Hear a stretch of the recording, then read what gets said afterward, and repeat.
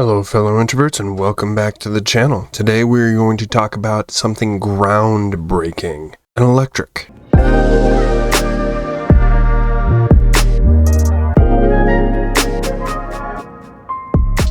So it has come to my attention that some mad lads in a lab somewhere are currently trying to make electrified cement. Now, they claim that the electrified cement could turn houses and roads into batteries, right? Energy storing building materials could make on-demand power from renewables affordable worldwide. Now, we already know the Tesla's Powerwall, it's a boxy wall-mounted lithium-ion battery, can power your home for about a half a day or so. But what if your home was the battery? Researchers have come up with a new way to store electricity in cement, using cheap and abundant materials. If scaled up, the cement could hold enough energy in a home's concrete foundation to fulfill its daily power needs. Scaled up further, electrified roadways could power electric cars as they drive, and probably fry your dog.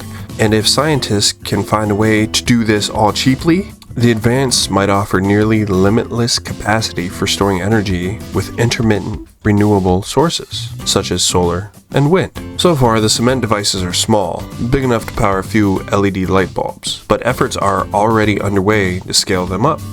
It would be a very attractive technology if they can achieve that at a larger scale, says Sang Nguyen, a mechanical engineer at Imperial College London, who is not involved with the work at all. He just had a comment apparently. The cement device is a kind of simplified battery called a supercapacitor. They consist of two electrically conductive plates separated by an ion-conducting electrolyte and a thin membrane. As the device is charged, positively charged ions from the electrolyte accumulate on one plate, while negatively charged ions accumulate on the other.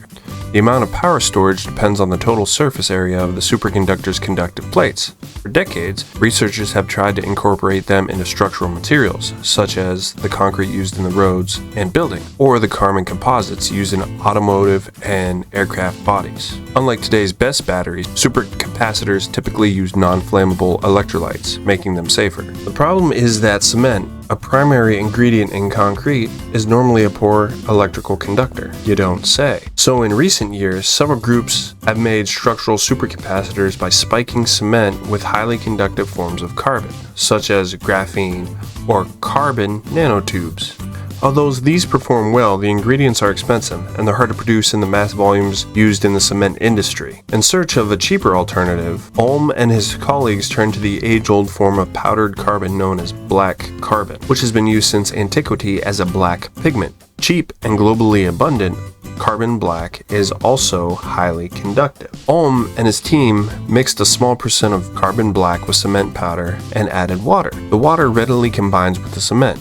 But because the particles of carbon black repel water, they tend to clump together, forming long, interconnected tendrils with hardening cement that act like a network of wires. Ulm and his colleagues cut this wired cement into small plates, creating supercapacitors, 1 millimeter thick and 1 centimeter wide, about the size of a button. After adding a membrane, an electrolyte made from the potassium chloride, a simple salt, and water, the researchers sealed the sandwich structure. When they then connected the wires to the plates and flipped a switch, cement supercapacitors lit up a series of LED lights. Now, if carbon black cement was used to make a 45 cubic meter volume of concrete, roughly the amount used in a foundation of a standard home, it could potentially store 10 kilowatt hours of energy, enough to power the average household for a day.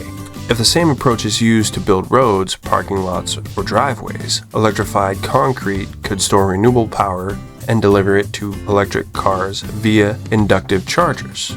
One approach might be sending electricity to the underbellies of cars via copper coils embedded in the roadways, a bit like how wireless chargers charge smartphones.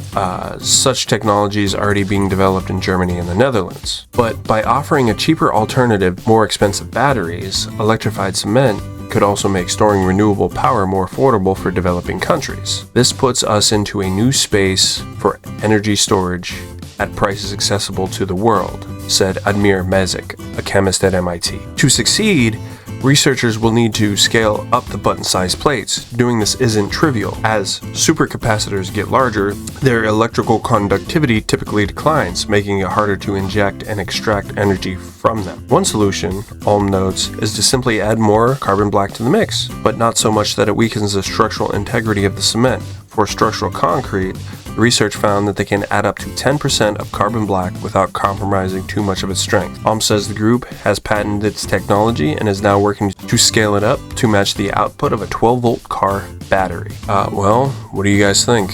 Electrified concrete, that's a thing. And with that, I'll see you nerds later.